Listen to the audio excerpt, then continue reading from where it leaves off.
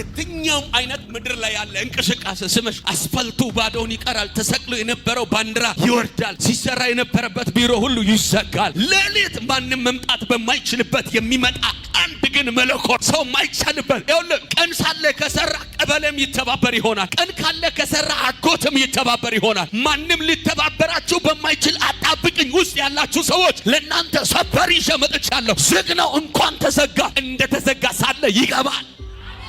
በተለያየ ቦታ በአዲስ ኪዳንም በብሉይ ኪዳንም ኢየሱስ ካደረጋቸው የሚቆጠሩ ተአምራቶችን የሰራው ኢየሱስ መቼ ነው ካላችሁ፣ ማለዳ አይደለም፣ ቀን ቀትር አይደለም፣ ሲጨልም ሰው ሲደክመው ሲያቅተው፣ ዕውቀት ያለውን ዕውቀት ሲከዳው፣ ጉልበት ያለውን ጉልበቱ ሲከዳው ኢየሱስ ይመጣና እጁን ያስቀጥላል። ዛሬ የሆነ ፕሮግራም ኖሯችሁ የሆነ ፕላን ኖሯችሁ ያለውን አቅም አሟጣችሁ ጨርሳችሁ የመሸባችሁ ሰዎች ሰበር አለኝ ምሽታችሁ ያስቀጥለዋል።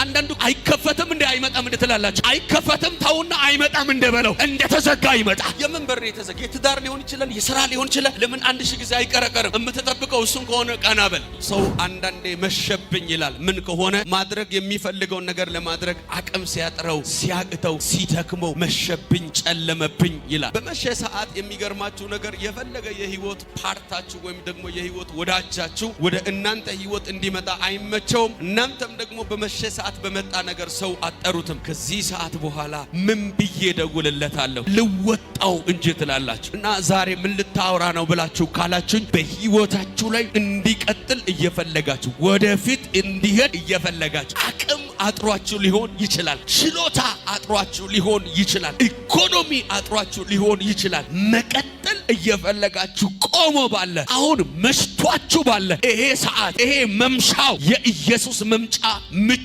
ጊዜያችሁ። የሰው ልጅ በተፈጥረው ቀን ሳለ ይሰራል፣ ከመሸ ግን ይተኛል። ሲመሽ ቢሮዎች ይዘጋሉ። በሰው ተፈጥሮ ያለ ነገር ሁሉ እንቅስቃሴ ያቆማል። ሰው አንዳንዴ መሸብኝ ይላል። ምን ከሆነ ማድረግ የሚፈልገውን ነገር ለማድረግ አቅም ሲያጥረው፣ ሲያቅተው፣ ሲተክመው መሸብኝ፣ ጨለመብኝ ይላል። በመሸ ሰዓት የሚገርማችሁ ነገር የፈለገ የህይወት ፓርታችሁ ወይም ደግሞ የህይወት ወዳጃችሁ ወደ እናንተ ህይወት እንዲመጣ አይመቸውም። እናንተም ደግሞ በመሸ ሰዓት በመጣ ነገር ሰው አጠሩትም። ከዚህ ሰዓት በኋላ ምን ብዬ ደውልለታለሁ ልወጣው እንጂ ትላላችሁ። እና ዛሬ ምን ልታወራ ነው ብላችሁ ካላችሁኝ፣ በህይወታችሁ ላይ እንዲቀጥል እየፈለጋችሁ ወደፊት እንዲሄድ እየፈለጋችሁ አቅም አጥሯችሁ ሊሆን ይችላል። ችሎታ አጥሯችሁ ሊሆን ይችላል። ኢኮኖሚ አጥሯችሁ ሊሆን ይችላል። መቀጠል እየፈለጋችሁ ቆሞ ባለ አሁን መሽቷችሁ ባለ ይሄ ሰዓት ይሄ መምሻው የኢየሱስ መምጫ ምቹ ጊዜያችሁ።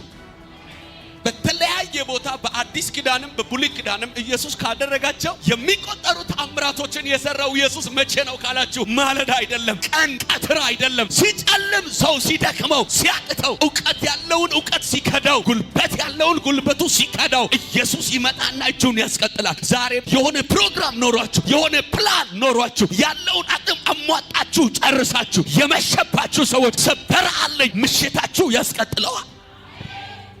የትኛውም አይነት እንቅስቃሴ ዓለም ሲመሽ ያቆማል። የትኛውም አይነት ምድር ላይ ያለ እንቅስቃሴ ሲመሽ አስፋልቱ ባዶውን ይቀራል። ተሰቅሎ የነበረው ባንዲራ ይወርዳል። ሲሰራ የነበረበት ቢሮ ሁሉ ይዘጋል። ሌሊት ማንም መምጣት በማይችልበት የሚመጣ አንድ ግን መለኮት ሰው ማይቻልበት ይኸውልህ፣ ቀን ሳለ ከሰራ ቀበሌም ይተባበር ይሆናል። ቀን ካለ ከሰራ አጎትም ይተባበር ይሆናል። ማንም ሊተባበራችሁ በማይችል አጣብቅኝ ውስጥ ያላችሁ ሰዎች ለእናንተ ሰበር ይዤ መጥቻለሁ። ዝግ ነው እንኳን ተዘጋ፣ እንደተዘጋ ሳለ ይገባል።